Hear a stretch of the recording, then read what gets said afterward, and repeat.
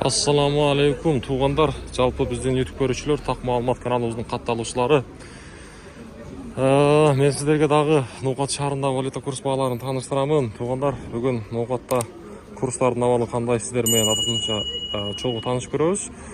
17 ноябрь 2024 жыл аптанын бүгін шаршембі күнү 3 күнүнө турабыз. Сааттын 12:26. Доскрадо банкта сатып алуу доллар 86.80, евро 90 сом 40 тыйын, рубль болсо 0,805 тыйын болуп калыптыр. 1000 рублиңиздер 805 сом болуп турган кезде. Мына коммерциялык Кыргызстан банкта дагы эле рубль 0,80 тыйын экен бул жакта. Доллар 86.80, евро 90 сом болуп турат. Акча алмаштыруучу жерде дагы рубльдин абалы 0,80 тыйын, доллар болсо 86.80. Туугандар, бүгүнкү Ноқаттагы курстар мынашындай болду эми. Рубль күндөн күнгө түшүп атат. Эми бул да бир пешенеде бар нерсе экен.